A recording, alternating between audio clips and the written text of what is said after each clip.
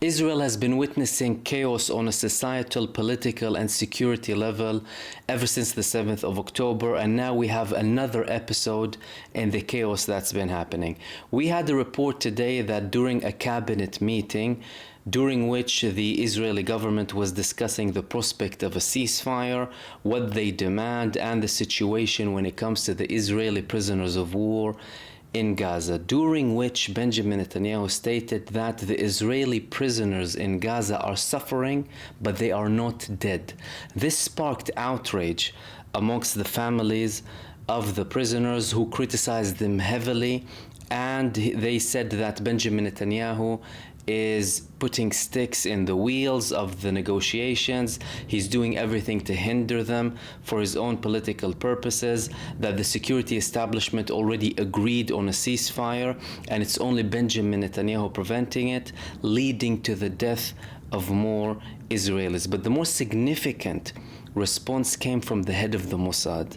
The head of the Mossad is supposed to be the closest security figure to the Prime Minister in Israel. However, we've seen this relationship being tarnished ever since the 7th of October, with Benjamin Netanyahu putting restrictions on the head of the Mossad, in many cases preventing him from negotiating, and sending his own office members to monitor the negotiations and making sure that the head of the Mossad and the delegation do not go outside of the scope that was written by Benjamin Netanyahu. He responded to Netanyahu's statements by saying that our female prisoners in Gaza cannot wait. They cannot wait. And that Benjamin Netanyahu's statements when it comes to having certain mechanisms to prevent armed Hamas members from going back to the north could take weeks. And he was implying that they do not have weeks to wait. Benjamin Netanyahu always adds more conditions when they're about to reach a ceasefire deal. And his latest addition was the fact that Hamas members cannot go back to the northern part of Gaza, in particular armed Hamas members, something that clearly the security establishment in Israel has no problem with. If the defense minister and even the head of the Mossad is signaling that these people don't have to wait, and at the expense of Hamas fighters going back to the north, they don't have a problem with it.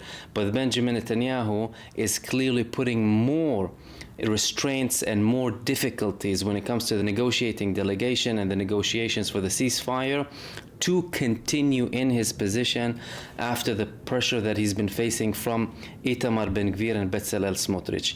And one of them, Itamar Ben-Gvir, he was present in this cabinet meeting, and he was facing criticism from some Likud party members, the same party of Benjamin Netanyahu, saying that he is delaying these negotiations. At one point he burst out at one female member of the Likud party, and Benjamin Netanyahu sided with Itamar Ben-Gvir, telling her to relax and calm down, and that it's not time for political tensions inside the cabinet meeting.